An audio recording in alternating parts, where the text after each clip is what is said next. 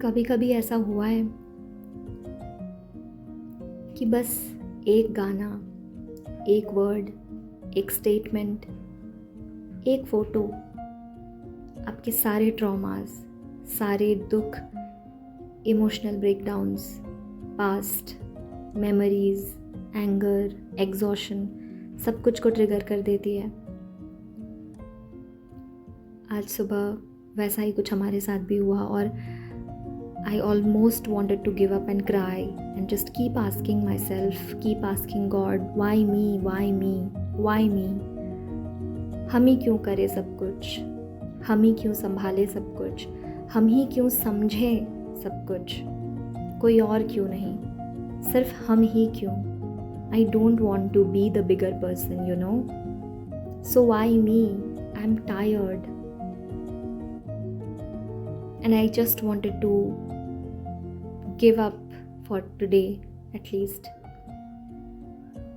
But I know something bigger than that, which creates momentum for the whole day. And I think I know a bigger more rule, which is time never freezes.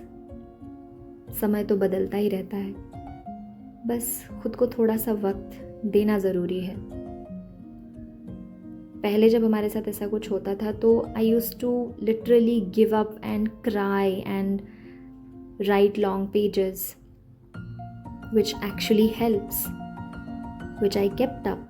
And अभी भी वो habit हम follow करते हैं। हमें जब भी कुछ इमोशनली एग्जॉशन फील होता है तो I start writing, I journal, I write my heart out, my soul out, whatever. It does not need to make sense, बस I just need to get whatever is bothering me out of me onto the paper, my secret place, which I can trust blindly, which can never betray me. और हम लिखते हैं और खुद के मन से सारा जो नेगेटिविटी है वो निकालने का पहला प्रोसीजर फॉलो करते हैं। खुद को समय देना ज़रूरी होता है क्योंकि हमें पता है कि समय कभी एक जैसा नहीं रहने वाला है। अभी ऐसा महसूस हो रहा है, थोड़ी देर बाद कुछ और महसूस होगा, फिर थोड़ी देर बाद कुछ और। ये लाइफ है and this is supposed to be like this.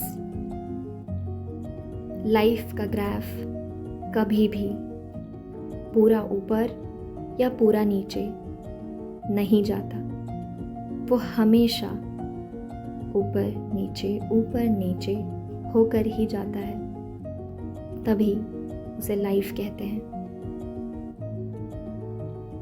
वो ऊपर और नीचे हमें सिखाते हैं कैसे जीना है, कैसे खुद को संभालना है, कैसे दूसरों को संभालना है, दूसरों के साथ साथ खुद को कैसे लेके चलना है। वो सिखाते हैं हमें ups and downs, highs and lows of this life's graph. तो हमने don't believe everything you think book से जो सीखा उसको अपने लाइफ में इम्प्लीमेंट करना शुरू कर दिया कि हमेशा गोल यही रहना चाहिए कि हमें खुद को तो it will start creating the positive momentum. And I think हमारे साथ वही हुआ। हम कोशिश नहीं करते हैं उस वक्त कि हम खुद के इमोशंस को नकारें, खुद के फीलिंग्स को इग्नोर करें।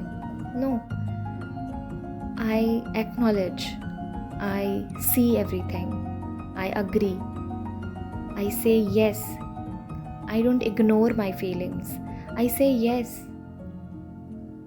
I embrace them. कि yes, this is what I'm feeling right now. I'm sad, I'm angry, I'm frustrated, I'm annoyed, I'm embarrassed, I'm lonely or whatever I'm feeling. हम वो सब कुछ कहते हैं, मानते हैं, एक्सेप्ट करते हैं। उसके बाद ऑटोमेटिकली चेंज अपने आप आने लगता है हम में। एंड हम प्रेजेंट मोमेंट में जैसे ही फोकस करना शुरू करते हैं, आई स्टार्ट सीइंग चेंजेस, और हमारे फेस पर वापस से मुस्कुराहट वापस आने लगती है और हम खुश होने लगते हैं और सब कुछ नॉर्मल लगने लगता है और सब कुछ ऐसा लगता है कि हम इतनी छोटी चीज़ के लिए परेशान हो रहे थे, क्यों, क्या ज़रूरत है। बहुत बड़ी ज़िंदगी है और ये छोटी छोटी चीज़ें हमें परेशान करने की औकात नहीं रखते हैं। They do not deserve much of our energy, much of our time. They just need point something of us, but not our whole life.